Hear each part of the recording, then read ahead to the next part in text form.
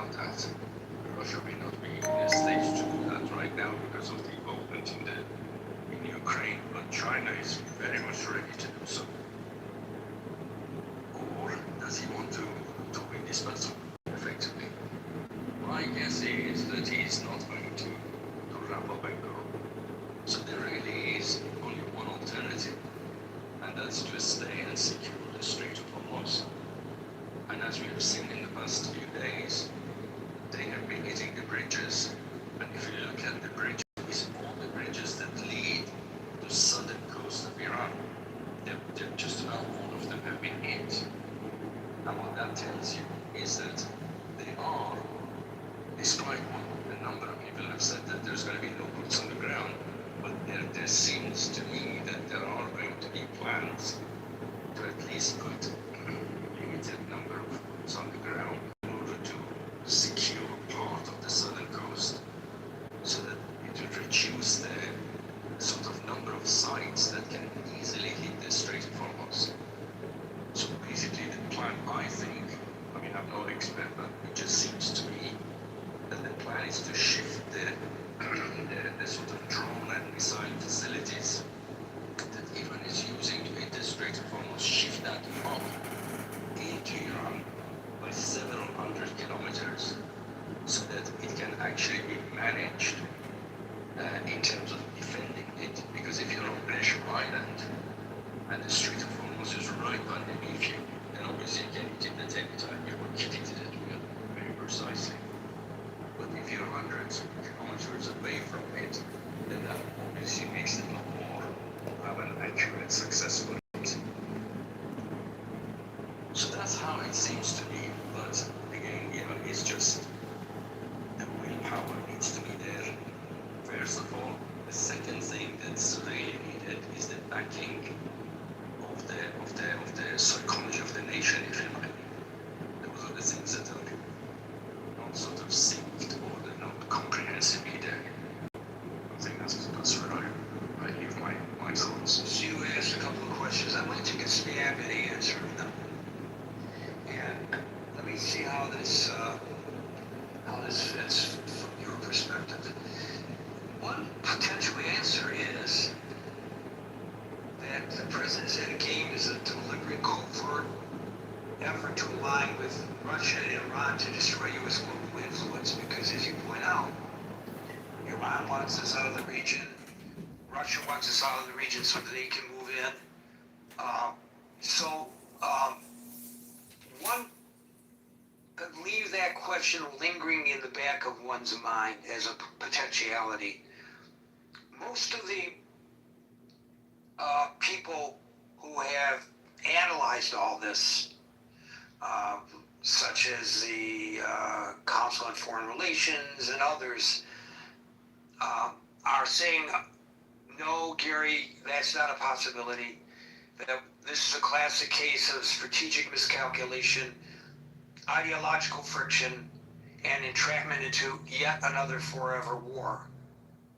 So while the consequences of this conflict may inadvertently serve the interest of Moscow and Tehran, most of the assessments that I've read about it, because this is a question that's been burning at me, are rejecting the idea of some kind of an intentional accord, so to speak. So I looked at an analysis in Foreign Affairs, which is the publication of the Council on Foreign Relations. And that analysis suggests that when the president initiated the war early this year, he had an aggressive pressure strategy. And he assumed, perhaps naively, and maybe not perhaps based on the facts on the ground, that these massive airstrikes and the assassination of Khamenei would trigger a rapid collapse of the regime or force an immediate surrender. Well, that didn't happen. We know that instead of collapsing, Iran dug in.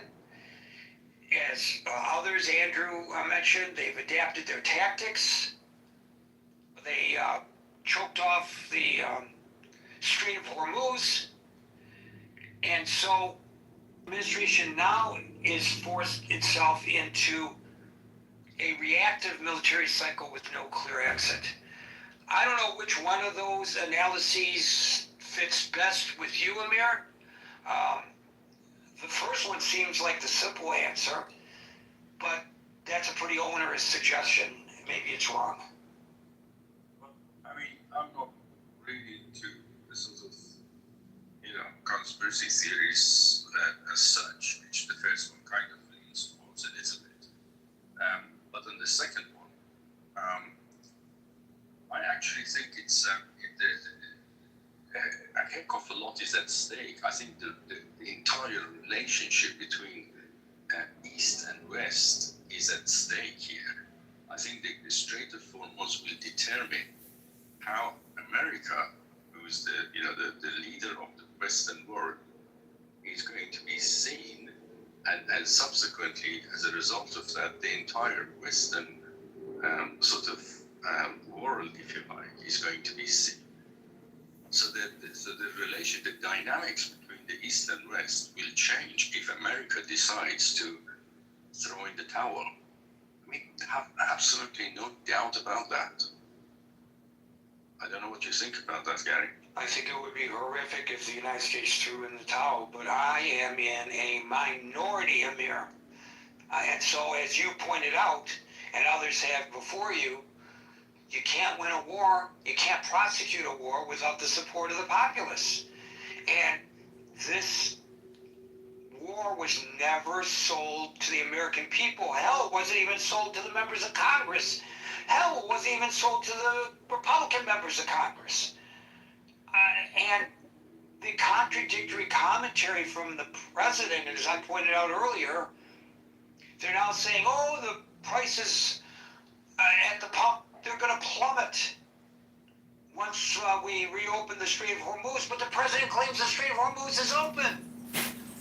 So, I've been taking it on the chin, quite frankly, Amir, in my social media postings, for simply posting a statement made by the president. People just attack me left, right, and center. I'm not doing my job as a journalist because I'm not pointing out to people that the president lies every time he opens his mouth. If you just say what the president is stating, what he posted a minute ago on Truth Social, accurately, nobody's saying that I'm misstating or misrepresenting what the president says. Well, hell, I might as well be his press secretary because I'm carrying his water. People are not ready to buy in to this war because they do not like the commander-in-chief. I think that's my thumbnail analysis of it, Amir. I don't know, do you agree? Yeah, I mean, I fully understand the frustration that you have, in your job. I mean, obviously, the last time we spoke, you were equally frustrated when I said don't take much notice of what presidents say. And you said, how can I not? And I said, you're absolutely there. But then you have to look at the trajectory of what he does or the events on the ground and see where that is leading. For me, if America was going to throw in the towel, why the hell would it knock down dozens of bridges feeding to the south of the country? I mean, that's just obvious. It's a very obvious question. By the way, nobody calls this a war anymore, which is interesting. I mean, they're firing missiles at each other, killing people, and all the rest of it. There are about 100 lorries now stuck at the bottom end of Iran. They delivered goods, and they want to bring back fuels. They're filled up with fuels, and now they're stuck because all these bridges have been destroyed. So it's obviously affecting the livelihood of, thousands of people, and not to mention people who are losing their lives. And yet nobody calls this a war because they don't want, I don't know why Iran doesn't want to call it a war, by the way, because it would benefit them if they did call it a war, because it would effectively increase the prices in the West for oil. And I would have thought that's their advantage, but maybe because of the internal politics that they don't want to call it a war. I don't know about that. But I can understand your frustration. But at the end of the day, they have to make a decision on the fundamentals here at a high level. Okay, it didn't work out. There was a miscalculation. It's a bit like me going down the road. Okay, I hit a dead end. What do? Do I turn around and come back home? Well, maybe not. Maybe I look at, Google Map and I find another way. And I think that's where we are. I would suggest to you, Amir, that was your first mistake. You looked at Google Maps. Why can't we pull out a Rand McNally any longer? People don't know how to read maps. Thanks, Amir. Sin, I guess you get the last word. No, so I thought I just saw the news about the Houthis threatening Saudi Arabia Yes. cut off the Red Sea, and I'm like, what's going on there? Like, these are the two major chokeholds, right? So a lot of the oil that leaves the Middle East get blocked by the Strait of Hormuz, which goes to the Asia, and then the chokehold for Europe is the Red Sea. So combined together, we're looking at 30 to 40% of all the world trade. Actually, to be honest with you, it's more than that, but that's what the official numbers are. But I feel like without oil, it has a ripple effect on every other thing, right? Like, oil is a basis of every economy, at least fossil fuel, that is. So, is Trump not capable of getting that deal that he wanted? And why are we not looking at and anticipating this move by the Houthis? And what do you think the U.S. policy should be going forward? Because I don't know if two major strains or choke points of the world affected is going to be a good thing for any economy. And as not a citizen, but as a person that's engaged in the economy of the world, should we worry about another major economic downturn because of this? So, the Houthis, as we all know, are rebels in Yemen, and they are controlled and financed by Iran. So this is a front that's being opened by Iran. They're putting a greater squeeze because they see that the petrol flow and the petrodollar is a choke point politically for the United States. So they have declared today an immediate and total naval blockade against Saudi Arabia. Do they have the capability of doing this? I don't know, but that's what they declared. So at the very least, they have opened a dangerous new front, expanding the war. And I will call it a war. So there was a televised video statement by the Houthi military spokesman announcing this maritime embargo under the equation of an eye for an eye. The move is direct retaliation for the Saudi siege on Yemen and the recent coalition airstrike targeting Sana'a International Airport. And so it places critical global energy corridors under a double squeeze now. And I don't know, I'm not a student of history to that degree. And I know the term unprecedented is tossed around cavalierly, but I do not believe that there's been such a double squeeze before. So you're absolutely right in your analysis, Sen. Personally, since you asked me, I think one of the biggest mistakes in all of this was the president's failure to put together a coalition of the willing before going in. I don't know what he was thinking. We do not have Europe behind us, even though Europe is being impacted by all of this. And part of this also has to do with his derogatory remarks toward NATO. Could he have affected the NATO allies paying their fair share and doing more to provide self-protection without embarrassing them on the world stage in the manner in which he did? I don't know. And maybe it was a necessary tool and an effective one, his version of the art of the deal, to get them off off their rear ends to do what they needed to do. So at least what occurred as a result of this in that regard, I guess could be chalked up as a success of his administration. But the flip side of that is, what was the cost?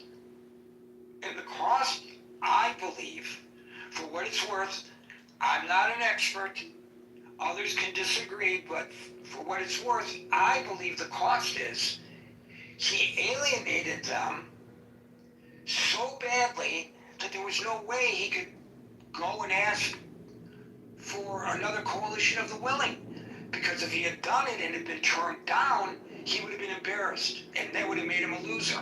And we know this president doesn't like losers. So, can I be fair in your judgment and assessment?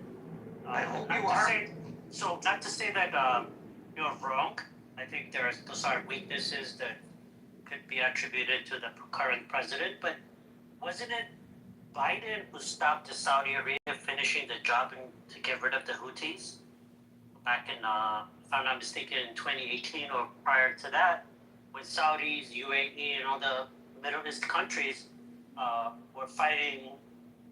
First, I think under, I don't know if it was Biden or Trump was in presidency, but the Saudis and the UAE and the Gulf Coalition had taken up the mantle in dismantling the Houthi threat, right?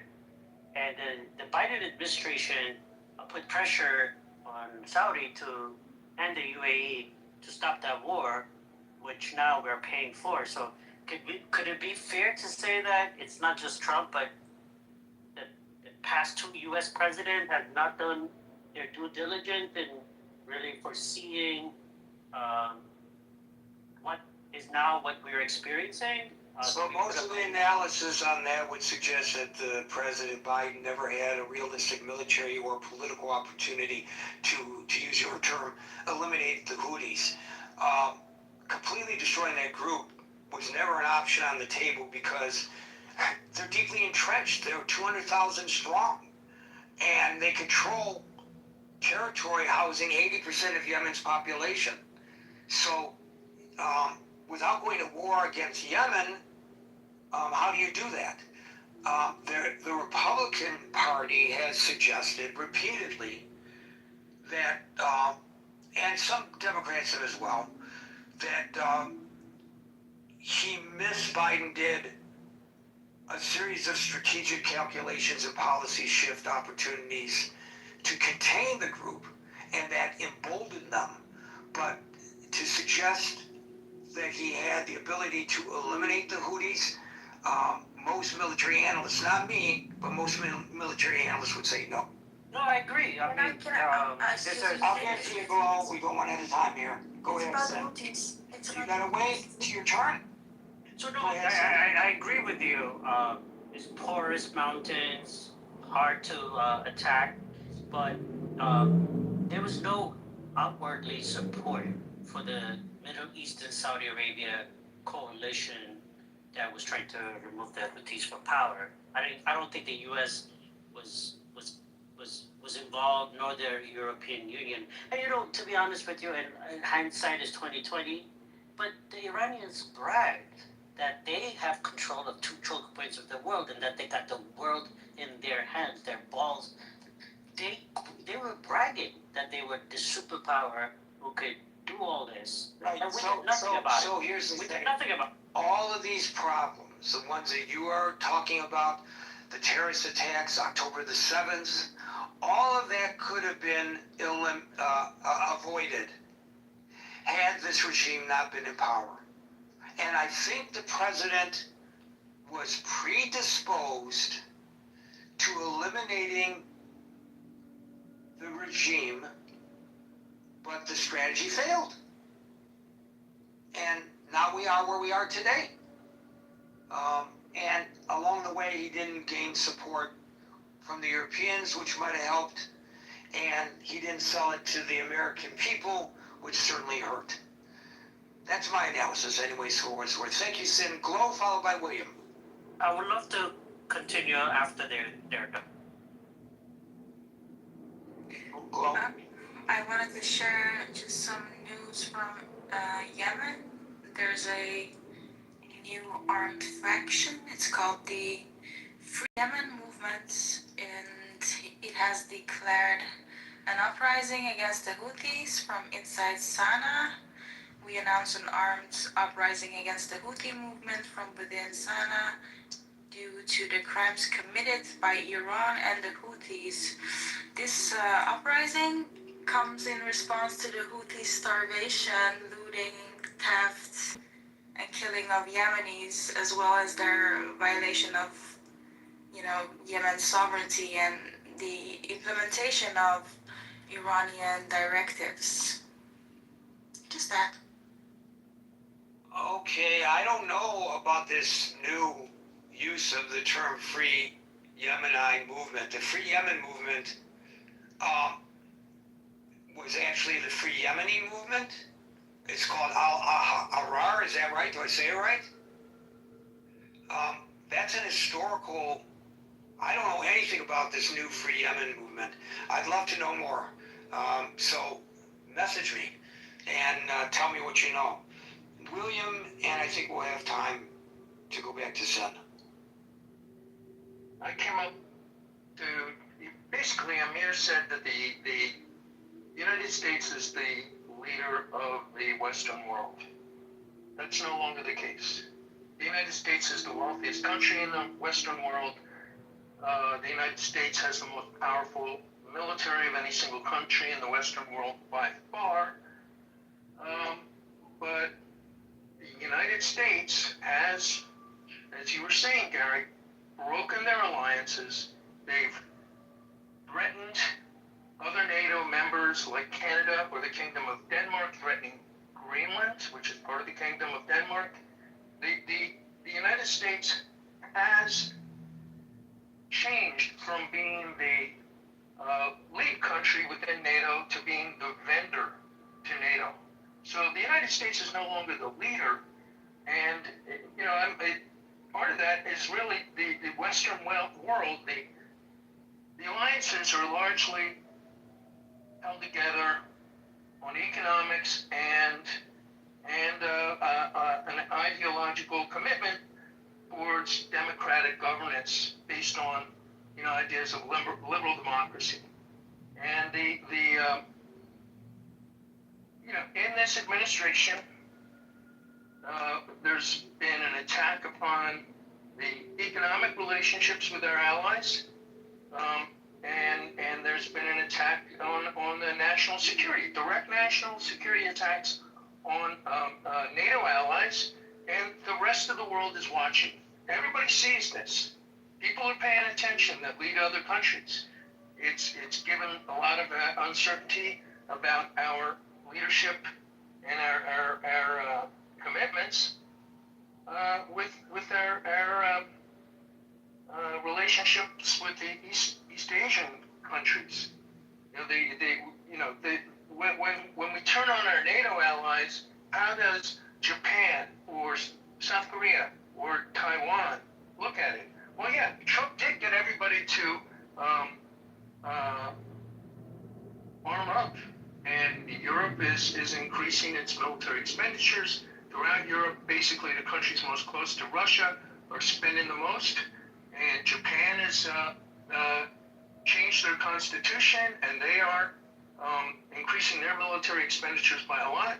South Korea is getting ready for war, and probably not doing as seriously as they could, but they, all of our Western allies, the democratic allies that we had, are no longer looking to the United States for leadership, and they're beginning to look to each other and forming new relationships, new alliances, and basically trading around us economically to the extent that they can. We're a huge economic powerhouse. We've got the biggest economy of all of them, and they can't avoid us entirely. But they've been switching over to locally produced weapon systems to the extent that they can, rather than simply rely upon the United States.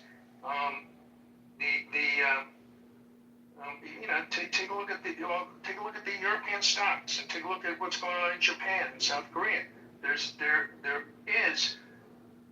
a lot of increased investment, and the goal of that increase in investment, by the way we have attacked our alliance structures, is less reliance upon the United States. So maybe Trump thought, oh, I'll beat up on all these countries like a mafia boss, and I'll get them to all kowtow and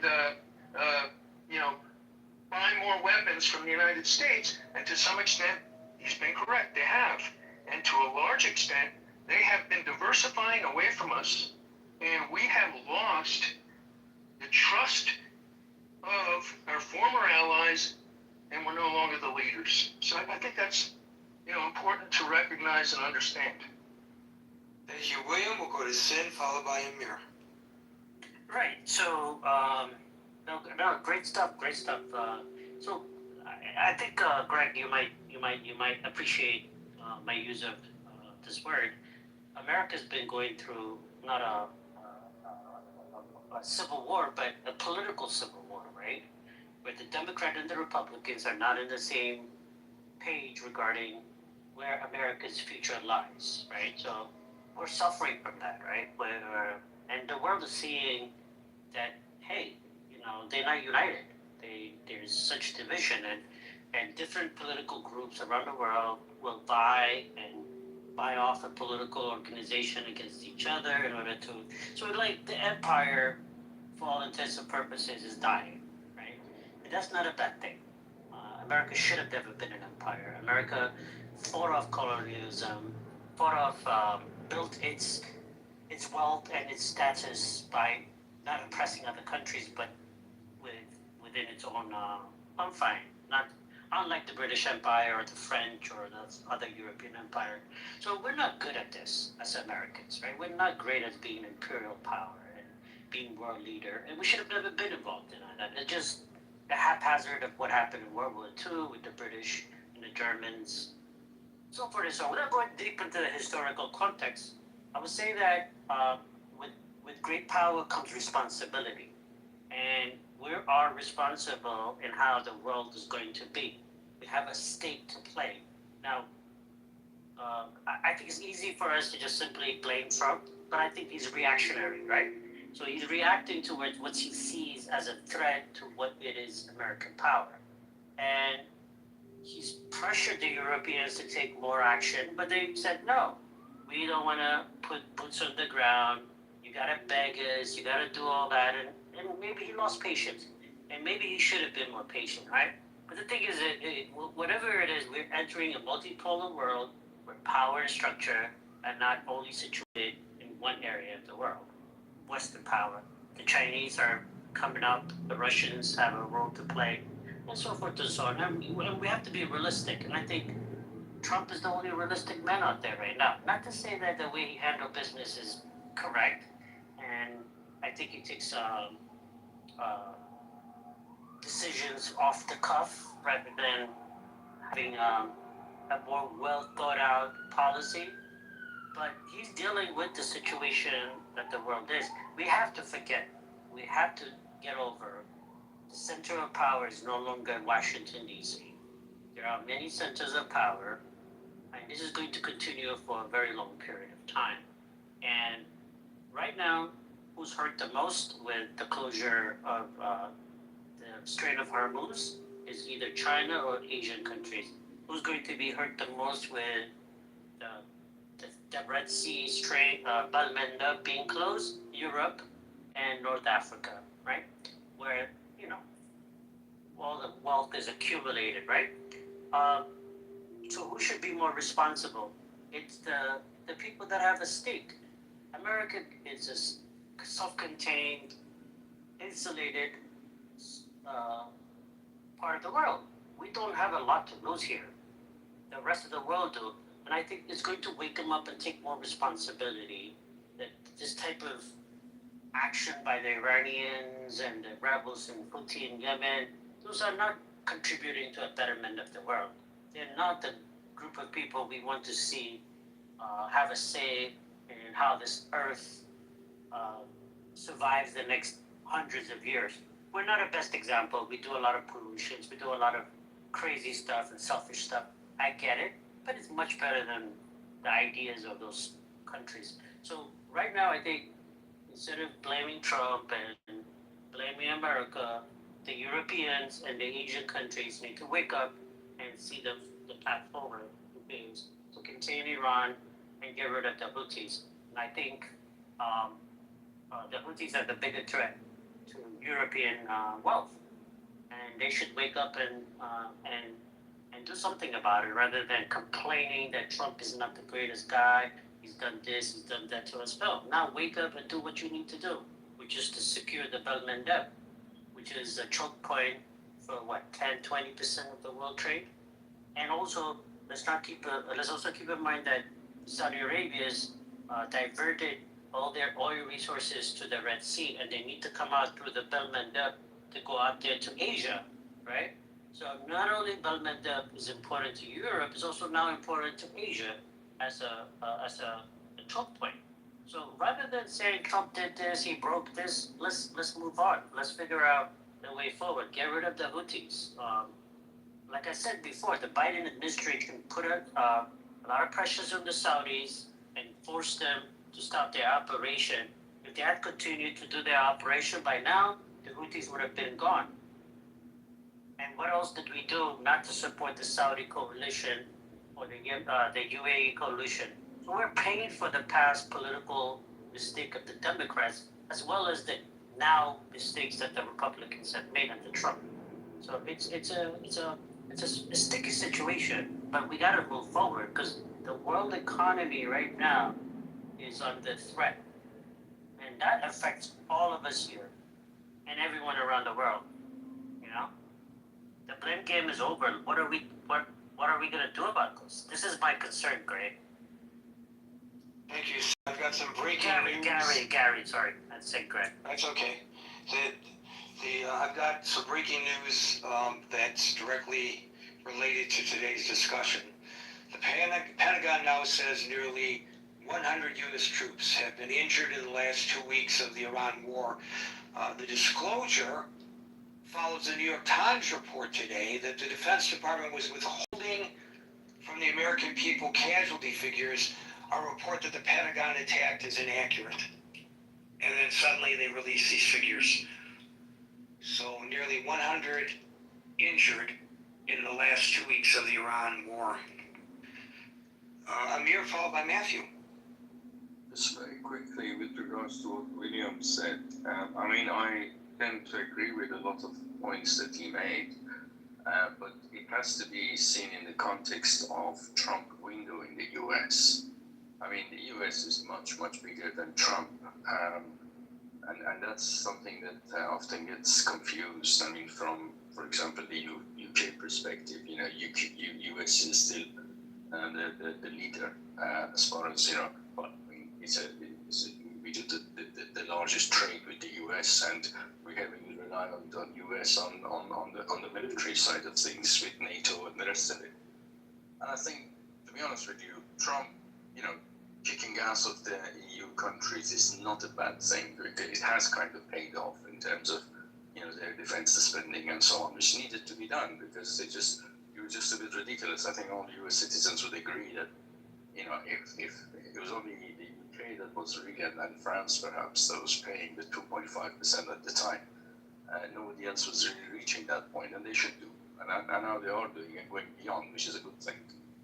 So those are the two things. And one other point which William made, which I thought was actually, to some extent, was answering his own questions or comment or point, and that was that the fact that it's not just about the trade or the military, it's also about the system of governance, it's about values, about democracy, liberalism, multi-party democracy and everything else. And I think in all of those, we are on the same line, and definitely in many of those aspects, US is leading, and I'm talking about US, including the window of the Trump, but well beyond and above that. Thank you. Thank you, Amir. Matthew, followed by Alyssa. Hey guys, yeah, man, I don't know. The war is expanding. Trying to just go back to the topic of the room, but even if it expands, when I think of the Straits of Hormuz, for me, it's kind of like imagine China trying to come to the Gulf of Mexico and controlling the Gulf of Mexico, like the ships coming in and out of the Gulf of Mexico or something like that. Like the Straits of Hormuz, like that is right next to Iran, and it's very thin, and Iran just needs like basically the smaller the better. The smaller the boats that they use to mess things up in the straits, and the more the drones they have, like they don't even need to like blow anything up. They just need to like deny safe passage, right? So I just don't see any solution except for the U.S. Navy actually like leaving the straits, and then Iran may reopen it. I think that's actually what's going to happen. I think there's going to be some negotiations in about 2 or 3 weeks. There'll be more bombing. There'll be more negotiations. The U.S. Navy will pull back, and the straits may open again. And then Trump might go back to bombing it, and then the Iranians will close it again by simply creating threats. I just don't see. I just don't see any solution to it. It's very easy to attack. It's very easy to mess around with. It's classic, like, you know what it reminds me of is, during like the Revolutionary War, where the British troops would get off of their boats and they would like all line up in one line, the American rebels, right? And the American rebels would be picking off redcoats by hiding in the woods or hiding behind trees. That's exactly what's happening in Iran. You know, it's just classic. It's classic. What do you call that? Guerrilla warfare. You know, it's asymmetrical warfare, and the geography allows the IRGC to win this fight. I don't think it's possible at all. Is it expanding? Maybe some troops might get dropped off in a couple places in Iran to look for the nuclear material. But again, you know, I think now there's Iran to build nuclear programs, you know, because they probably see it as a kind of regime survival now. So I think this whole thing is going backwards. It's all going in the wrong direction. Thank you, Matthew. Alyssa, followed by Dude. Real quick. So, I think, I know I can see it. Like Trump doesn't want to hurt the non-radical people of Iran.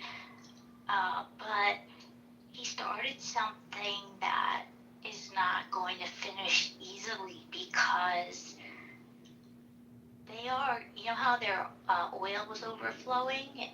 They had to get rid of it somehow, and you know who's buying it from? I mean, if people just turn on the news or just, I don't know, open their Twitter or X, they'll see their one one of their allies, China, is helping them, and Russia is supplying them with more stuff, and they never got that dust out, and so they're still creating nukes.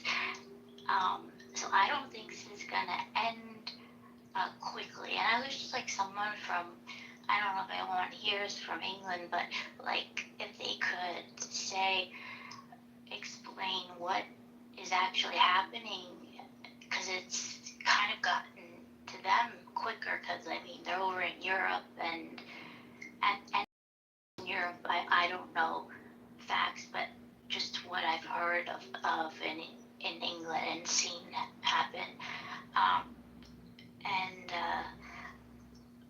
Yeah, I wish Trump would have listened to all of the many retired generals that kept saying you cannot, which is obvious now, you cannot negotiate with these people.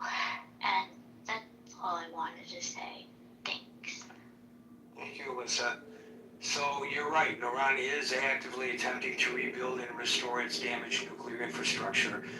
We don't know the extent of its success. There's a lot of debating about that, but I think there's universal belief that that is exactly what's going on. Dude, you get the last word. Well, I'll just say that I hope that it doesn't expand, but it does seem to be the likely situation that the world is currently facing. Trade corridors matter. There are probably other trade corridors that are being worked on building. Africa being a continent rich in resources.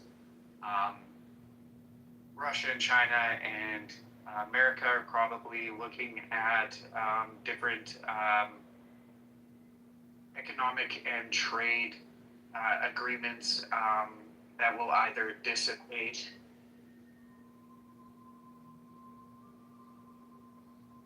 You cut yourself off there, dude. You stopped talking mid-sentence. Go ahead, try it again. Apparently he's got a technical issue. Folks, we're here Monday through Friday at 5 o'clock New York time. So until 5 o'clock New York time tomorrow for the next edition of the Critical Thinking Forum. Everybody be safe, be well, and peace out.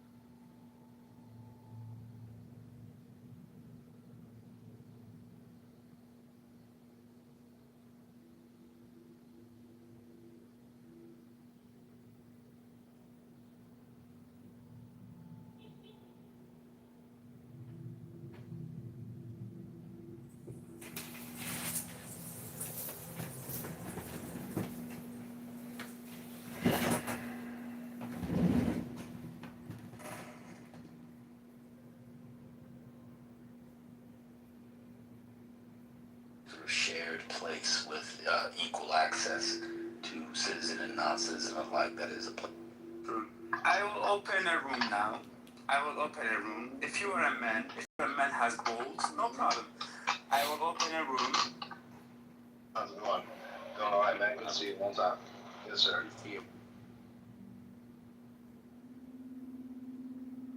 Yeah, they're used to it. But I've never had a problem, getting a PDF from an author ever, but It's about society, though. That's not a prediction. I can sit there and say, yeah, in the next 250 years, there's going to be a war between this country and that country, and the chances that I'm right are significantly high, especially with how fucking countries operate. You're making blanket statements about society. You're saying, oh my God, that's the correct. And he talks about water being one of those things that he put into existence. We're not disputing that. The statement that the Quran is making, right, that God is making in the Quran, that God is revealing to us, I understand. right, is that, What? right, all living things, right, all living things in order What is it? Talk some more. What's he saying? These people, I mean, Neanderthals. And this is why my title, y'all Tell me what he's saying. Neanderthals. Yeah, right. What's he saying? This is what they are. Look how they behave. Like Neanderthals. Okay, tell me what he's saying. It's Right? not just Tell the me white. what God's saying in this book, the Quran, the newer book. What's he saying? Tell me that again.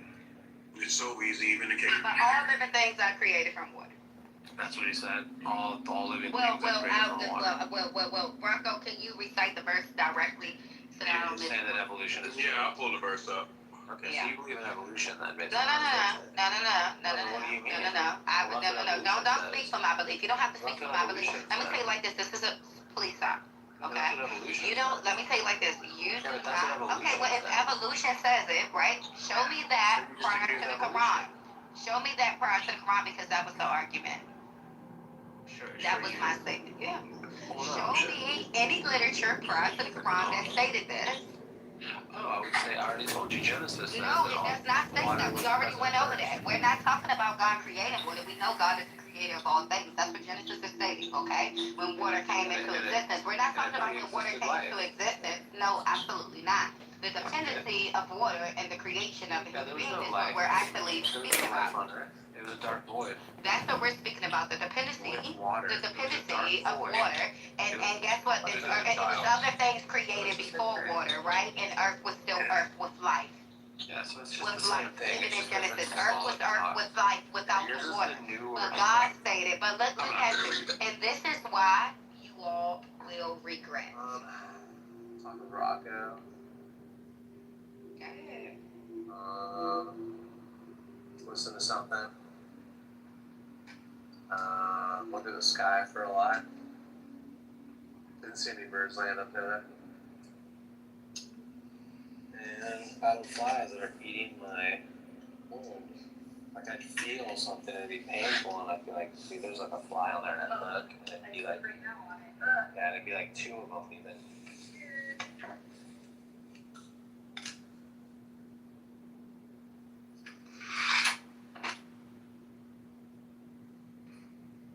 I seek refuge with Allah from Shaitania curse. Did the unbelievers not realize that the heaven and the earth used to be one solid mass, that we exploded into existence, and from water we made all living things? Into existence. Would they believe? I don't know who says we exploded into existence. I don't really think so.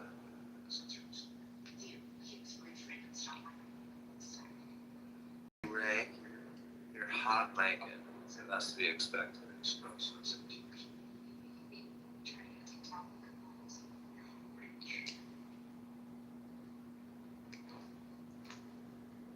So you guys are just arguing for evolution then when you say that. No, we're not arguing on behalf of evolution. Why not? We're arguing on behalf that there's How else no does God God do it? but How else God. does God do it? What? How else does God do it? How else does God do what? Do the life that we see on the planet. You said how by repeating it, He doesn't use evolution. by repetition, He doesn't use evolution. by by repetition.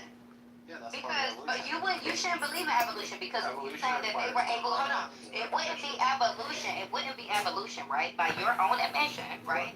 You said that it would be evolution by your own admission. It was either you or Mark. I don't know which one was talking, but right, it wouldn't be considered evolution when you agreed to the notion that there was literature written and it was people able to discover certain things back then, right? That wouldn't be evolution, would it? If today, right, how would humanity evolve if the same things back in the day they have discovered, they're discovering today? That wouldn't be evolution. Yeah, I don't know what you're referring to. Can you give me an example? You said it. You literally said, what were we talking about? We were talking about, what point did I bring? I don't know. I don't know what you hear. No. That was his point, evolution. You talk really loud, So basically, well, turn your phone down. We have options. Remember, God don't remove our choice. But anyway, That's okay. he was talking about, he mentioned evolution, right?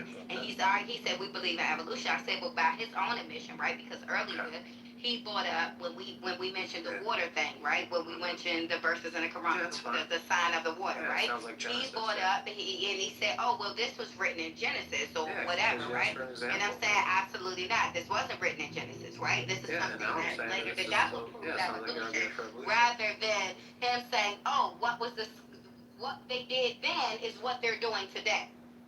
That would be evolution because they're not evolving. It's nothing evolved. It's the same shit from the past into the future. What are you talking about? Sure, you can act now.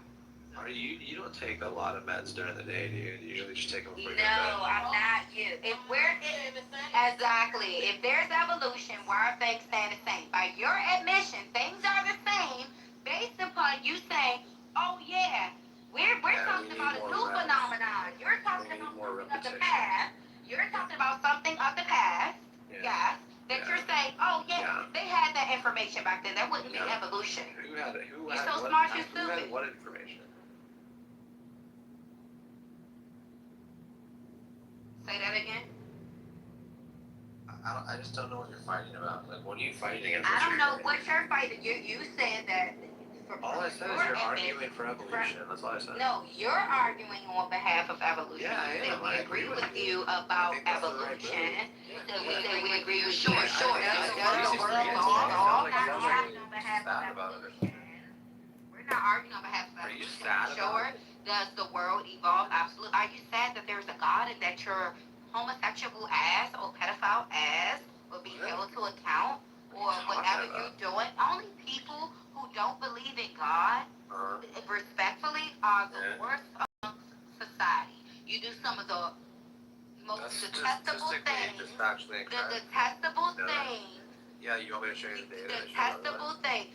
Well, let's show the data about how more white Americans are atheists. Let's show the data on that. Did you know that it's mostly white Christian men that are perpetuating It's more. Did you know that fact? Well, theirs are reported, right? People don't go around saying, yeah, I'm an atheist.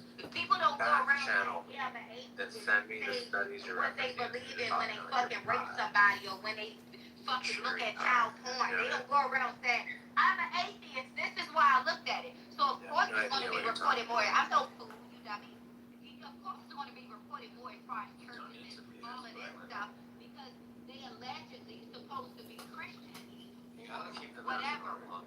But nobody is going to be like, I'm an atheist and I rape somebody. Keep the mask on longer than that. You don't have to be drunk so fast.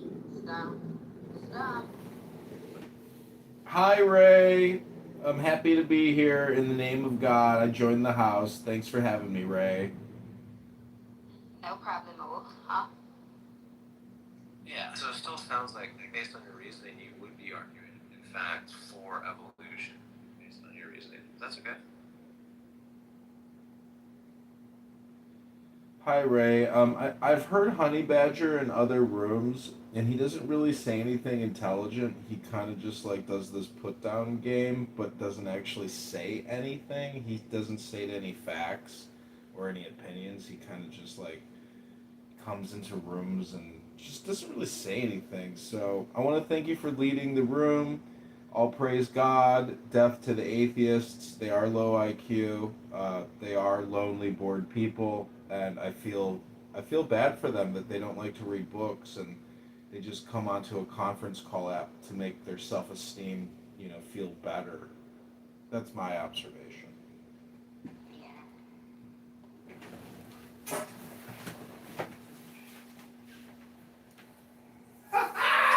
you, Progressive. I appreciate your input. I'm gonna chew on that, see if I can become better. We gotta hear that ding and that triangle in the background.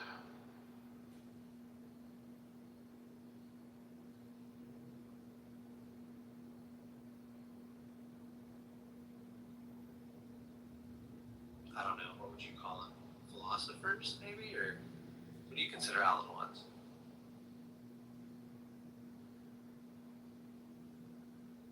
Ray, isn't that true? You love Alan Watts? Anybody who really is motivated, they take time, they really care about what knowledge is, how to obtain it, how to get more of it, how to think about it critically. Anybody who does that would be, by definition, a philosopher. It's just the dedication and the love for wisdom. I love wisdom, and I read books. Many people in this room probably do not.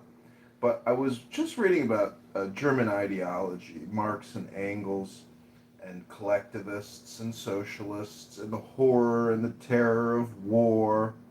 And it kind of strikes me that many of those people who were fighting to the death in Stalingrad, just a million people died. I'm sure there were atheists, and I'm sure that there were, theists fighting to the death, and they thought that what they were doing was moral and ethical, and maybe it would solve all the problems for all of mankind, and they'd say, "We did it. I sacrificed my life to solve this riddle that so many people seem to struggle with, whatever that riddle might be." But when it comes to violence, I try to avoid it as much as possible because if you're around violence, you could die. And so I prefer the comfort of my house full of books and conference calls where people can't punch me in the nose. But it just strikes me as amazing that people waste so much time having irreverent conversations over and over again, repeating themselves endlessly as if it's like a video game that they just love or one of their favorite movies like Terminator 2 or Back to the Future. And it just amazes me as I observe human behavior how bored and lonely and not creative people are. Pretty lame. I don't know what they're afraid of or what they're hiding. But maybe you're right, Ray. Maybe these faggot atheists are just pedophile loser faggots. It's just my opinion. I'm still gonna give you an applause. Theatrical, yeah. I don't know. Maybe these these non-believers, they just do so many weird things, and like I'm not weird at all myself. Maybe I go out there and I look at everybody and I observe everybody, and I'm not the fucking weirdo myself. Not one bit. Not me. It was good though. I liked the message, and I thought it was even good comedic timing. The way he dropped that "gotcha" at the end as a punchline. I thought it was pretty good. I'd give it an 8, like a 7.9. 7.9. That was good because I did agree with the message. I thought it was pretty poignant, and I agreed with it, most of it. That was cool.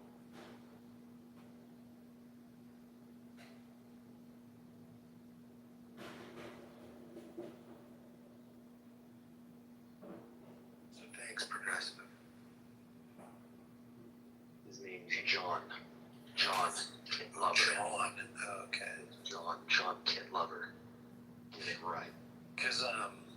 Cause Ray was like, I understand she's got a lot on her plate, and I don't blame or fault her, but she was seeming a little bit, elevated with me and you earlier.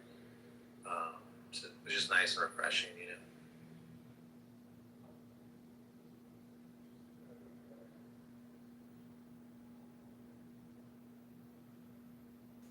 On Kitover, sorry.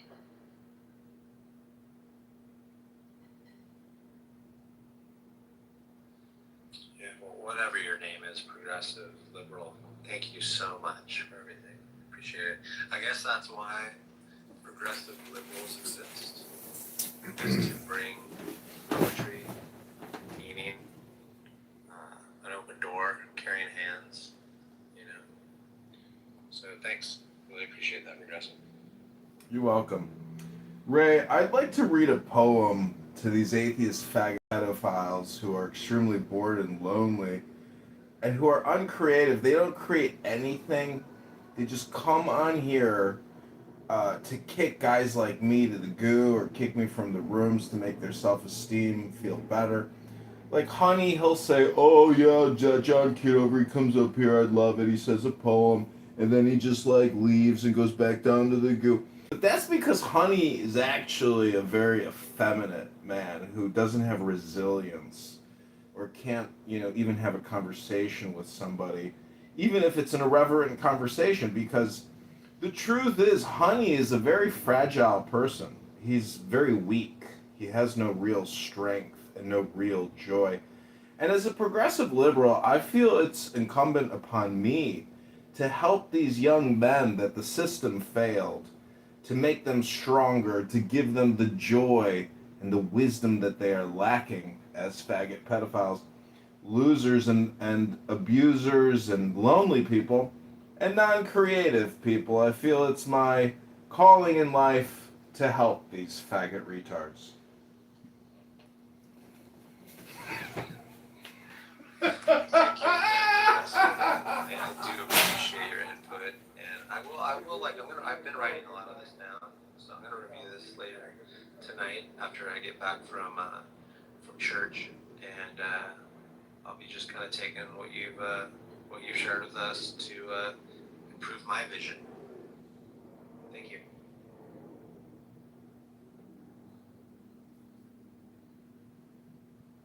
And not one person will think that you are a lunatic and a fucking weirdo yourself, progressive. Not one person is gonna think that. You're not fucking weird.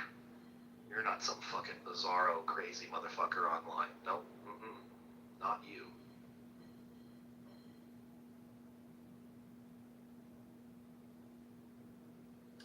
And I do wish you well. I hope your stand-up paddleboarding exploits are a service to you and others in your community. I know you have been running for Congress for quite a while now, and I hope you get in. I hope you made it.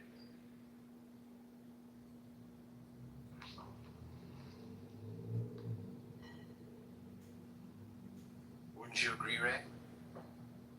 Would I agree with what?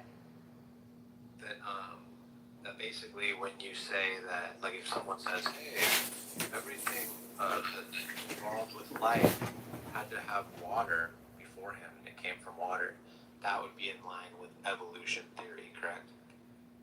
Don't try to, I'm not gonna let you escape the dumb statement you made. So Well, you're trying to You don't want to answer that comfort question. yourself. Yeah, you're trying to comfort yourself right now. Well, you don't answer that But question. you know it's dumb as fuck. Yeah. Honey, if the human body is 98% water and you weigh 185 pounds, what's the molecular weight of the H2O contained within the cells in the skin of your body?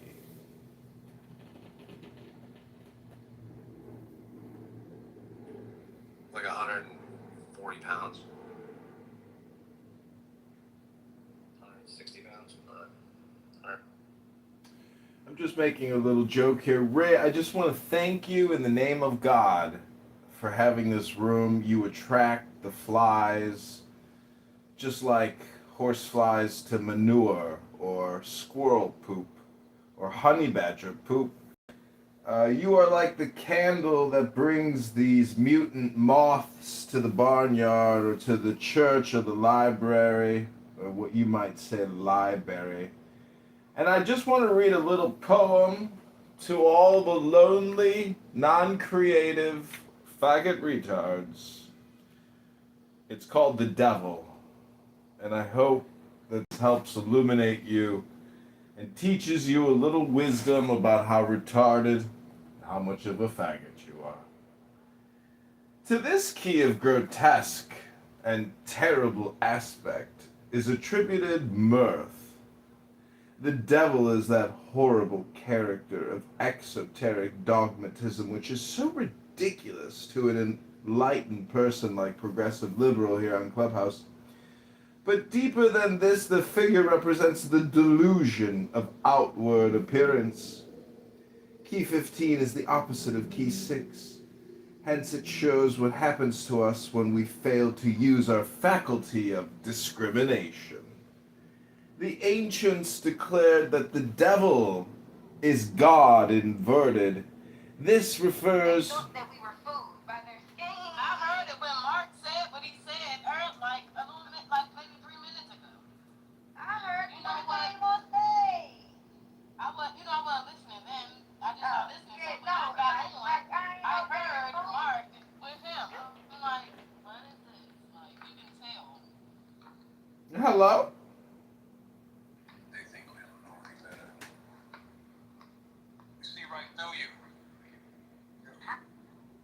You see right through me? What do you see if I'm transparent? Hello? You see through, right? Yeah. See through like a button. Hello?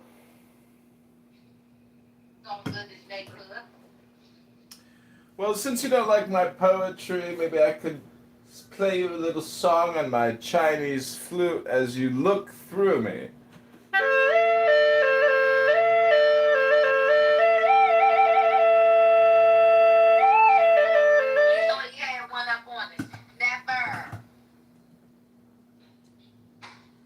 By the way, Progressive is a believer.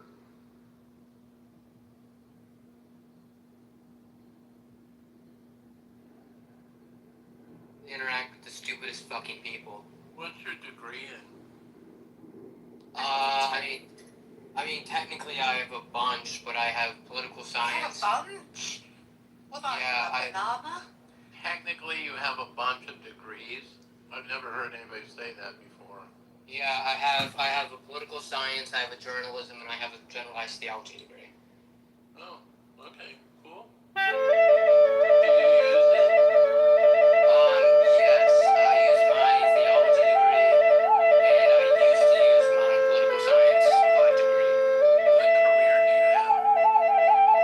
I teach intro classes. Oh, that's awesome. On It's horrible. College.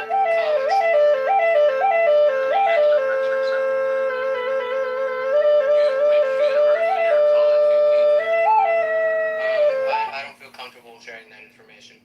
Oh, okay, fair enough. Hi, this is Progressive Liberal. I'd like to say something about the title of the room, if I may, moderators. Aggressive. Of course. Go on. Oh my god, is this fucking John? Yes. Oh, Hi, moderators. Thanks for having me on your stage. With regards to Muslims being saved, I just want to say that to a Christian, it's not really that important to save a Muslim per I se. handled it like a champ. I just thanked him a lot, and I was very. what did you do? Did you just like It was pretty funny. I mean, he actually, I was giving him most of the applause because it was pretty sad. And he was talking to somebody else who was a believer. Oh, you're the Muslim who walked up Ray and clawed. Oh god. Room from hell. The truth be told, the truth what the future holds. So I just come out of there and then I come in here. It's Baghdadi food. Well, since you don't want to hear my opinion about the room title,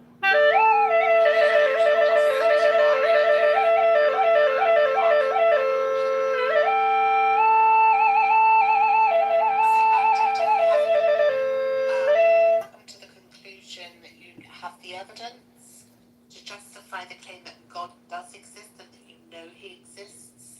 Yes, I have the evidence. I'd love to hear it. The evidence is us here now. That's it. Oh my god. Look at the trees. Yeah. It's That's evidence horrible. of Brahma, Look at the right? clouds, look at the moon. That's horrible. Baghdadi, it's evidence of A Brahma. lot of evidence.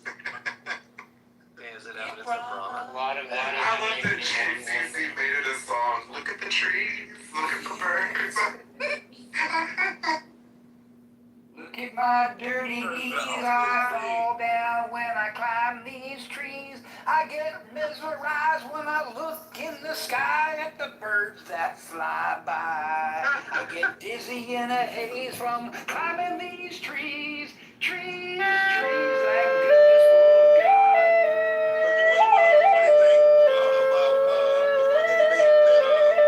will Atheists and Oh, here we go. Now we can't prove his position. He's going to go into attack mode. Okay, come on then, let's hear it. Yeah, the funny thing that we both have in common is that we both agree that the magic happened. No magic. Zero magic. It just happened without a magician.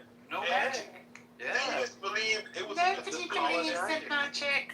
We both believe the magic happened though. Dilute There is the no term magic. even more. Not magic. Dilute that There's even more with them. Go on that little ride with them and dilute That's God. reality. Brother said Houdini was a great magician, guys. He was in fact real. He did in fact. He died. Who's gonna pivot to evolution? He's gonna pivot to evolution. I totally know what's One going of Houdini's acts that he tried to trick people with, he died from, so he wasn't the greatest. We call that karma's a bitch. I want to talk to Baghdadi about the fact that we exist as mammals. Would you say we're animals, Baghdadi? I would say we're whatever we are. Are we animals? We're whatever we are. Are we animals? I wouldn't say animals, but I wouldn't say not.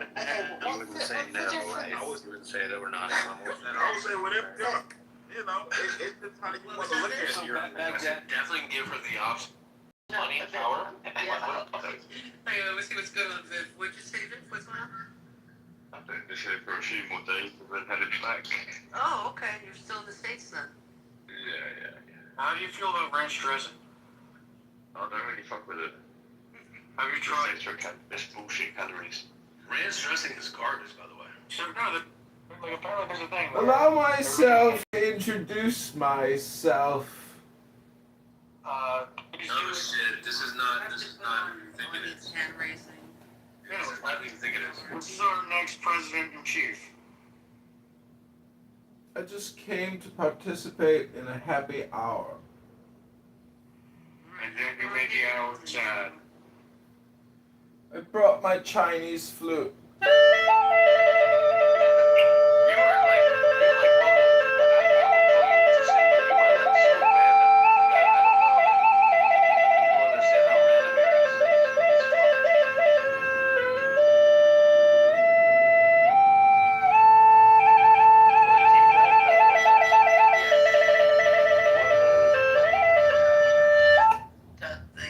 I definitely feel like when he went to high school, there were some unresolved sexual assault charges. Projection mirror says what? The projection detection system has been activated.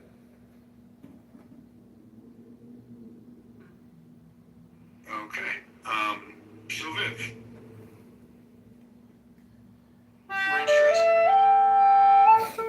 Did you try it?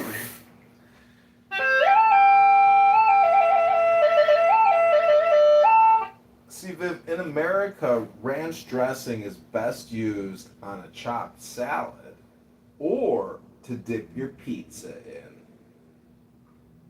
I have dipped my crust in ranch dressing. Do you think that she was good?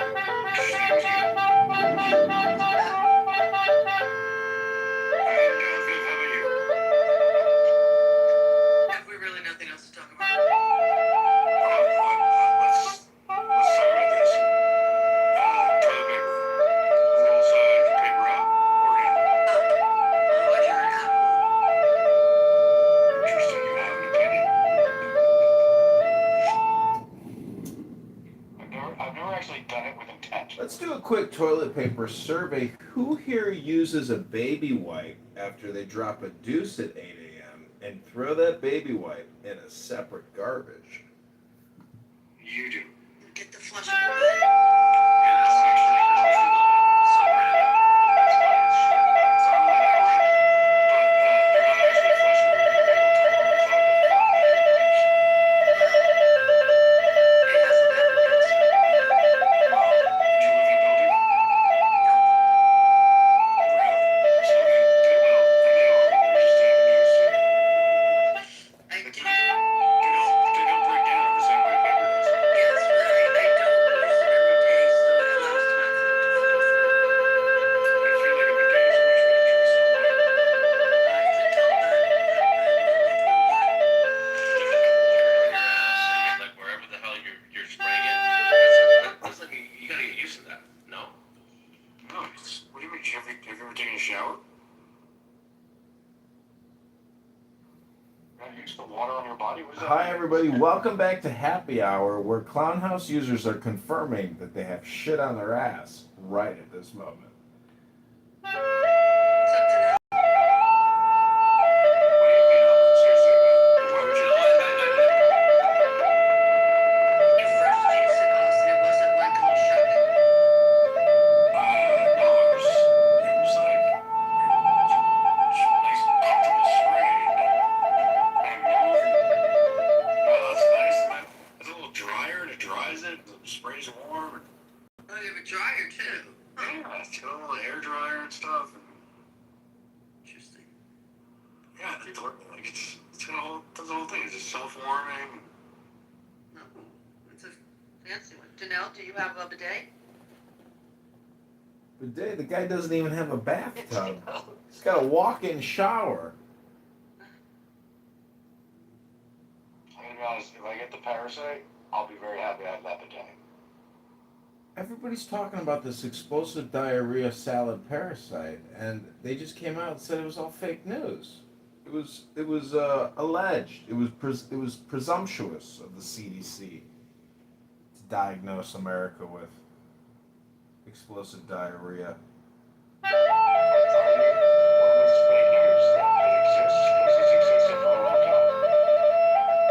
And it's a pandemic, I guess. Robert I don't Kennedy, know what called it a pandemic. at the CDC conference call, Kennedy was like, "We got a problem with explosive diarrhea. The salad's all infected with E. coli, and everybody's getting explosive diarrhea." Listen, do you have a girlfriend, John? Projection mirror says what? Do you have a girlfriend?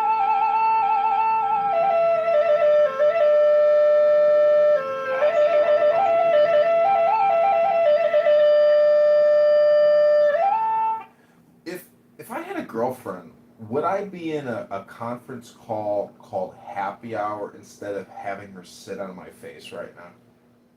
That's a great question, by the way. You have a wife, not a girlfriend. Can you answer that, Austin? Austin, I've been divorced 140 times. I'm currently single.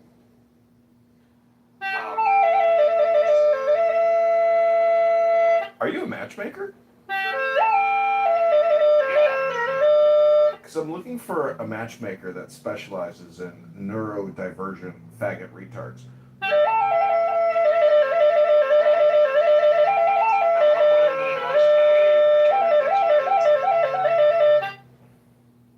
Who goes by Austin Powers in 2026?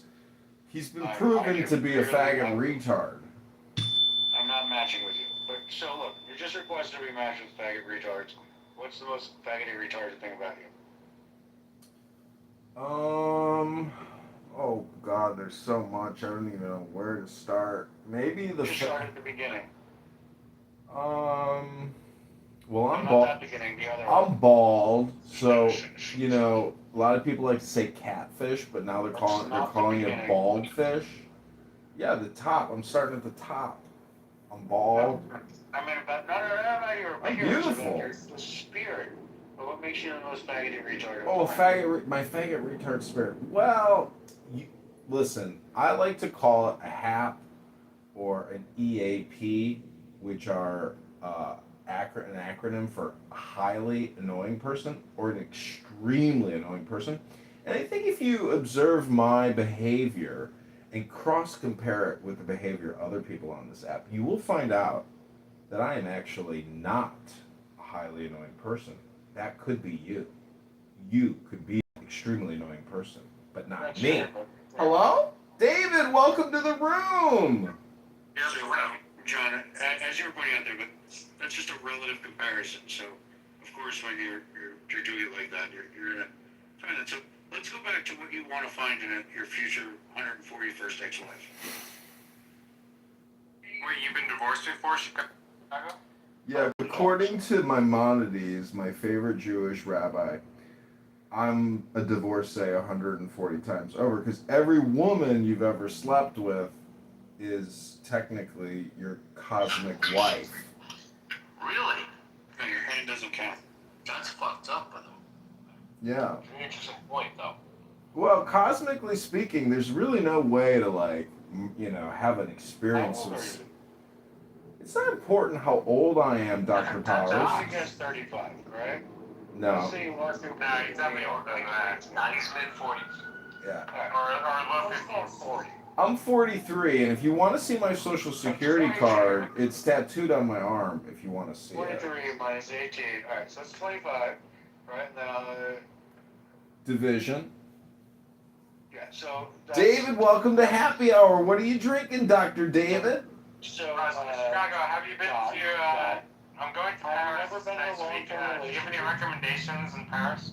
Oh, go to the Bourgeois cafe, and then go to the Proletariat nightclub. Can you send me the link? John, have you ever been in a long-term relationship? Austin, Not that long-term. I've been engaged, and yes, I've been in long-term love affairs, Austin. What's your point, Doctor? I'm just trying to figure out your numbers here, because it looks like you were getting married and divorced every 2 months since you were 18.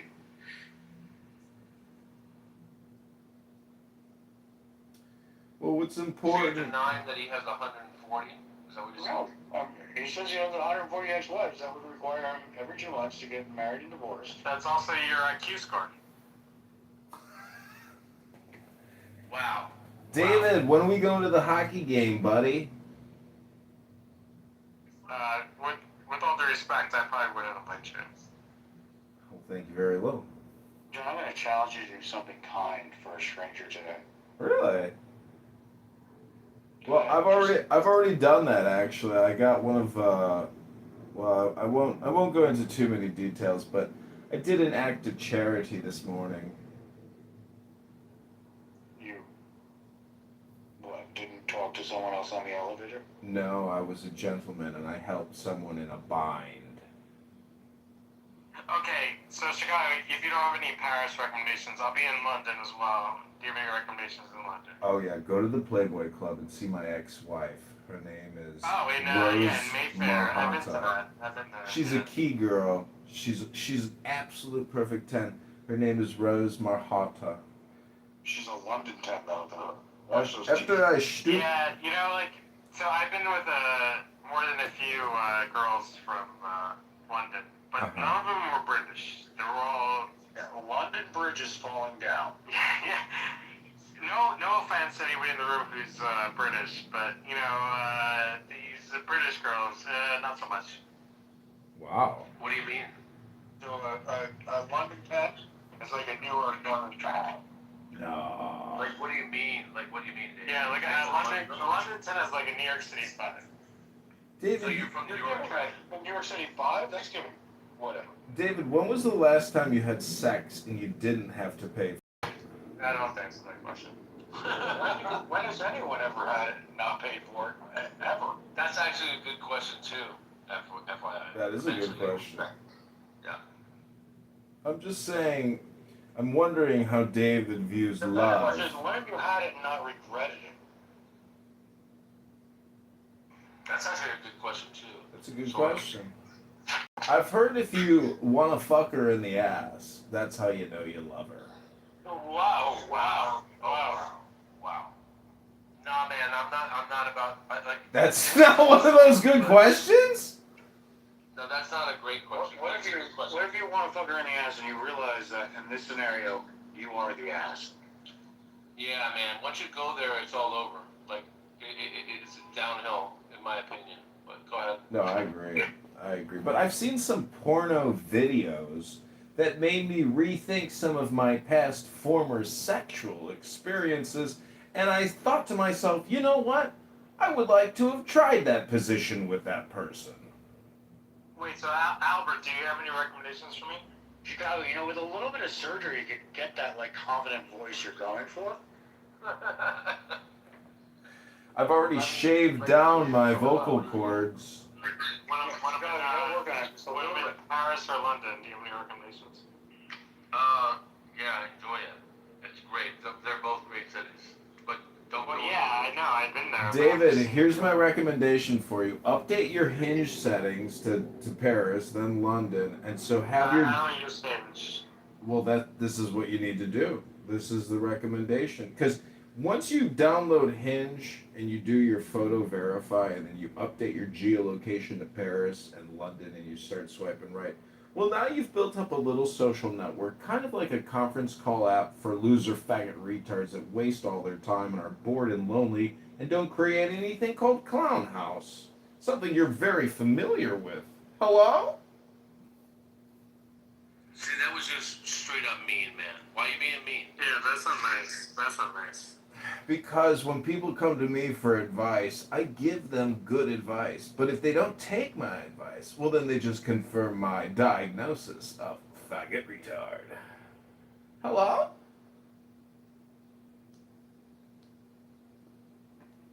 Nice, man. Were you dropped as a child? Like, did your mommy not love you? Sergio, I actually have a recommendation, David. I'll give it to you in private. Yeah. The scout. Only it's better than a Playboy cup.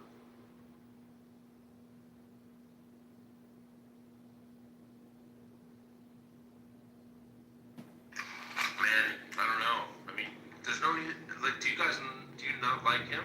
And then, I mean, it's okay. But to be mean, just to be an asshole, that's not cool. Oh, well, David was asking for some unfiltered advice. I thought I'd share some good ideas with him, but he's a lazy What's up, Austin? faggot retard. I tried to talk live, but you did not accept. Oh, I'm sorry. Did you? David's the kind of guy who's so lazy he doesn't even have a Hinge account. And then when I look at my friends' Hinge accounts, they are so lazy they don't even message the girls that they've matched with. I say just copy and paste a response. You're not even talking to people. God, you're fucking lazy.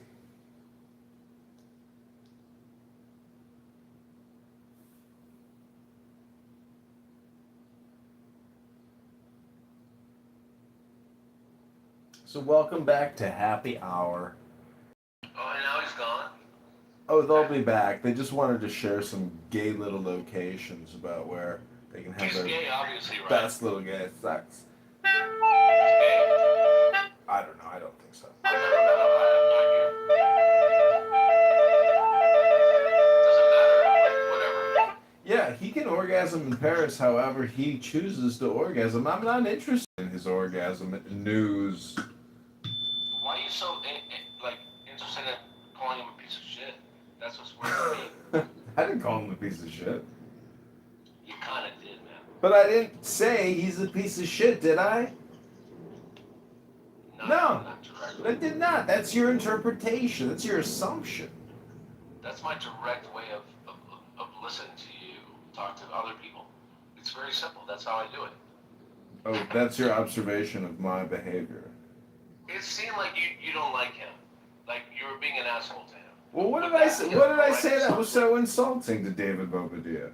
I don't know what you said to him. You call him a fag and whatever, right? Oh, a faggot retard is a term of endearment nowadays. Okay, wonderful. Haven't you ever been to a happy hour before, faggot?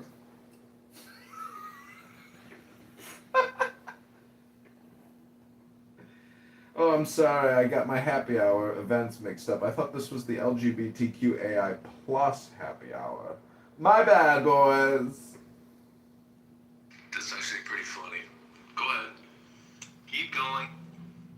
I don't know why you're being an asshole. So I'm just saying that, like, if you've never looked up LGBTQIA plus and you don't know what the plus is, it means twin flame. It comes from a 1990s indigenous tribe that had rotating work assignments for both males and females. It's called twin love. Plus inclusive. I mean, you definitely have a creative mind, bro, which is good. I hope you're using it. Like, it's fun to listen, sort of. I hope it's productive. Oh, it's super productive. It's more productive than David Bobadilla.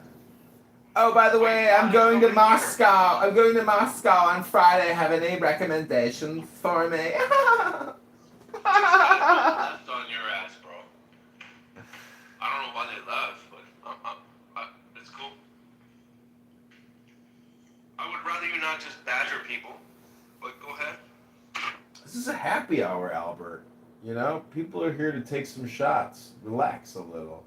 They ran off to their little private. They'll be back. They got nothing better to do. Why do you think they were here? They got nothing to do. No, maybe they want to have some fun and talk about, interesting shit and not be berated or bullshitted. That's not, like, I don't know if that's in your vernacular. Yes, absolutely, yes. So you got all of these degrees on your wall, now you slow all of a sudden during the conference. I answered your question. I said yes. You don't want to tell the truth, so just... I don't have a problem with the truth. I don't. You don't want to tell the truth, so just be quiet. I don't have a problem with the truth. I just felt... Because you're saying, oh, when this morning? No, yesterday. Well, yes, absolutely.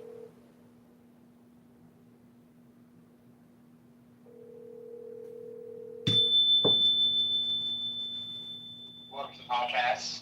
Welcome. We have Mayor candidate John Kitover on the show. Hey everyone, welcome to John Kitover. Hello? Hello? Hey, this is mayoral candidate John Kitover. Hey, Max, how are you doing, sir? How's the campaign coming along? The TV show is great. John, you did something that's very unorthodox, but also there's some throwbacks. There's a lot of, former Governor Mike Huckabee, who played the saxophone. Bill Clinton famously would join up on stage with saxophone and guitar. Can you tell the audience on your decision to start the John Kitover band in the middle of your mayor's race? It's right. Every time I go out on a Friday or Saturday night and I film a band, I automatically label them the John Kitover Band on YouTube. Brilliant. So kind of like a Wu-Tang Clan situation where there's different iterations, different clans, every Thursday and Friday. That's really cool. How is the race, John? How are you feeling? What's your favorite flavor of ice cream? Rocky. I've always liked Rocky Road. I love the marshmallow, the fudge, the walnut. I mean, who doesn't like a good Rocky Road? To keep things light, what are your thoughts on Israel versus Palestine? Where are you taking? Well, Rabboni Shalom, I heard they have a New York City subway down there below the Gaza Strip, and they're still shifting munitions and fighting. Why can't we just have peace in the world? Rabboni Shalom. Shawarma for everybody! It's called Halal Buckets. They sell the Gaza chicken strips. I think that's very clever as a dish. Nice. But, no, I was calling you, there's what's it called? Tishbav. Tishbav! Are you from the white party at Bucktown Hamad? Oh, Rabboni Shalom, I want to meet a hot brunette Jewish chick named Tish. It's a singles party. Tish with a tush. Actually, it's the date that I got married And should have got married on, which that was the big mistake because we got married on the holiday portion. But the after portion is supposed to be a very romantic. You know, we're supposed to meet someone. But yeah. Aaron Del Mar in the news. Yeah, for what? We'll find out. What, the lawsuit? The lawsuits. It's the David Pritchard's suing him too. For what? For you saw the video of the guy getting arrested. Yeah. I think they have a credible. There's probably a credible argument. They probably know more than I do. That Aaron probably leaned on his Palatine connections to make that happen. Because they're suing the city of Palatine, Aaron, and the guy that called him in. Because there probably might have been enough to charge it. I don't know, but they charged him with assault. That's crazy. He got found not guilty, by the way. And I was at the trial, and I would invite you to live stream, but you go to jail if you live streamed it. But that judge looked like he wanted to kill himself the entire time. He's like, this is so embarrassing. He told both sides to shut up. You're hurting your case. Stop talking. And when I looked up the judge, his name is Nowitzki. He's one of those judges that got demoted for. He basically would let off two people that ended up murdering. He was domestic court judge. And two people he puts slaps on the wrists on, during domestic violence trials, they end up murdering their spouses or significant others. And so they demoted him. And so he was on freaking Dave Pritchard Palatine GOP trial. Kill me. The entire time, hands on the face, smirking, angry contempt, yelling at all the lawyers. So it's pretty interesting. But basically, I talked to the Dave Pritchard side lawyer, and he texted me straight up. They're suing Aaron. And are we on the podcast? Yeah, you're live on the clown. You're live on the clown. On the clown world. I want to break some news. There's some news that we're getting that this lawsuit is actually funded by Brian Castle because he's upset that Aaron removed his son from the in person. Welcome to clown world. But really, all politics. They say all politics is local. That's not true. All politics is petty. Welcome to clown world. Tell them what you want. What's the word of the day? Word of the day. Oh man, that's exciting news. Live, man. Very exciting news. And I gotta write some articles. Do my thing. I got my new startup company. Very excited about. And that's good. What's our Polymarket investment fund doing this for the rest of the year? I think we're gonna make some bets on Polymarket. No, I'm sitting in Kalshi, and I've just been earning the 4%. I haven't made a bet in a couple months. I made a bunch of March Madness bets, and I think I won by. I basically bet on a bunch of different teams, and I think I came out on top by 10%. Let's say I put in 500, I made 550, and I'm we're gonna. So my biggest bet I made was on Bob Trietti. I made $250 off him. I fucked up without telling you that. And so basically, Bob Trietti was trading at 75 cents, but he had Andy Williams was his only opponent, and he was running as a write-in. Oh my god! So that was that's the thing with Polymarket and Kalshi is the key is look for the micro markets, markets that have less than $10,000, $15,000 in it, and then try to find the Bob Trietti stuff that just is that doesn't make sense because it's so small. And the difference between Kalshi and Polymarket is you're more likely to see that on Kalshi, because Polymarket is basically you have to put up the money to make the market, versus Kalshi puts up their own money to make the markets. So basically, the community is hey, I want to put a market for mayor's race, whatever, and then Kalshi has to give the green light. Versus Polymarket, I'm pretty sure you on your own, you can say, will John Kitover be mayor? And then, but that could be interesting too, is because I think the opportunity for you to make money is maybe you can kind of be a market maker. That's my name on Kalshi. I'm a market maker. Do you know what Harpo? That was my favorite from the Marx Brothers, dude. I love a huge Harpo fan. I was just. Pretty lady, yeah. Yeah, Jerry Lewis. Oh my God, he ended up being a total jerk. Did you see? I saw a video of his daughter. All the charity people were probably weirdos, like him and Bob Hope and. Yeah, I'm I sure heard he was a that. weirdo. I heard Bob Hope And, that. and his movies don't like he basically was the Adam Sandler of his time, but like his movies don't they don't like stand the test of time. Like I could watch Duck Soup tomorrow or Animal Crackers and like laugh my ass off. You watch Marx Brothers tonight, you'll laugh. Yeah, I've got DVDs on Marx Brothers. But you know who they say? You know that movie Eyes Wide Shut by Kubrick? Yeah, great movie. They say it's okay movie. They say that the guy who was throwing the like elite sex parties, that's supposed to be Bob Hope. Yeah, they say that. Yeah, they say Bob Hope was a bad man with all the USO stuff and going overseas. Like, cause think about how much more shit you can do in the war zones. I don't know about that. I'm just saying that, like, if there is some kind of like elite cult or something like that, like they say. Do you know about that happened in Serbia and the Kosovo when they basically there was the allegation they basically elite people were paying. There was that war going on, that conflict in Yugoslavia, whatever, and like rich people were paying money to just snipe people. Do you hear about that? Yeah, I've heard about that. Did you know it took 750,000 Soviets that died in battle to kill 250,000 Germans in Stalingrad? Not surprised. So 1 million people died in bloody glory for. Yeah, they wanted them to die because they. For what? So the commies just don't care about human life, and they were literally giving them more. You get a rifle, you get some ammunition. It was complete bullshit, and because they really think that like the central planning, whatever, the central committee, like the GOP, like should have all the power, and like should plan everything. And it's hard to plan everything because there's so many people. So that's why all the commies always go on depopulation route, or like the education camp route. It's because like it's much easier to plan.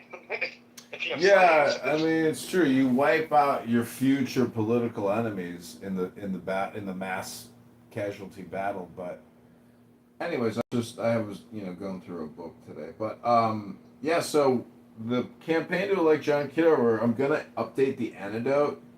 And when can you you make it official? Because then I think you should start like texting Shia and really get some press. It's official when I start putting up videos of me collecting signatures. When are you gonna like make your file? There's no file, as you said. I just submit my petitions. That's it. You're never gonna submit your. Well, I guess you are. You're gonna submit like 3 petition sheets. Yeah. But and then you're only gonna be a candidate for a month. I think you should try to. No, I'll submit. I'm gonna submit. Like I'm gonna get a couple petition sheets and go downtown and just submit. That's it. Smart. And I'll be writing after you get kicked off. Absolutely. I want to be writing for as many things as possible, as I said. And then there's a chance I might run for alderman. Because I still like alderman. I don't know. It'd be such a waste of time. I'm gonna do a lot of publicity. I'm gonna shoot a lot of videos at the Thomas Jefferson Copper Memorial, Bronze Memorial. And I'm gonna have my petition sheets there. I'm gonna say, if you live in Chicago and you are a patriot, come to Jefferson Park today to meet candidate John and sign the petition to liberate Chicago on the Constitution held by Thomas Jefferson. Yeah, and I think you should be the leader of like a movement. That'd be awesome. Yeah, it's got to be a movement. It's basically gotta be a movement. Starting like a political cult. Then I can walk. Yeah, a little bit. I mean, look at Marx and Engels. Marx and Engels kept saying that it's not the bourgeois that's going to lead the revolution; it's the proletariat. Proletariat. If there's any hope, it's with the proles. So I gotta connect. That's why I've decided to go full on LGBTQ, AI plus.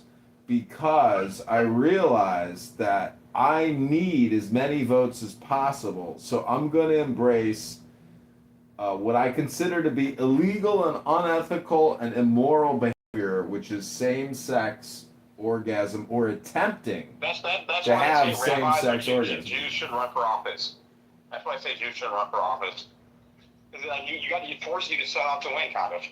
But I support it. Because do you, man? You see, there's so many fat, ugly faggots in the LGBTQAI plus movement that they can't even achieve orgasm. So they're not actually gay because they can't successfully. It's not a community, dude. It's not. It's like there is no community based on actions. You know what I'm saying? What do you mean? They got Pride Month. That's the month of action. I'm on the push-up community. Like, what the fuck, dude? Like, am I in the push-up community now? Because I do push-ups? Well, if you go to a It's gym, fucking ridiculous, man. You know, I realized today I was at the gym and I was like, I would rather invest more time trying to meet people or hot chicks that come to this gym than socialize on Clown House with a bunch of losers who repeat themselves all day, every day, and do the same stupid shtick. Smart. 100%. Your mind's in the right place. Yeah, because I'm like, wait a minute, I have a community here at the gym, and I'm not even meeting all the hot chicks that I see it like every day. Why don't I introduce myself? And a lot of them have similar interests. There was a girl that was very good looking in my gym, but I was engaged at the time, so I wasn't entertaining anything. But it turns out she was like wearing Trump stuff out of nowhere. Like, you never know. Yeah, I saw a hot chick at the gym with a black Trump MAGA hat. Like, couldn't tell it was a MAGA hat unless you looked really carefully. I feel like the gyms are like a lean way right. And there's like a few like random Kaepernick types. Like a dude will like wear a Kaepernick shirt.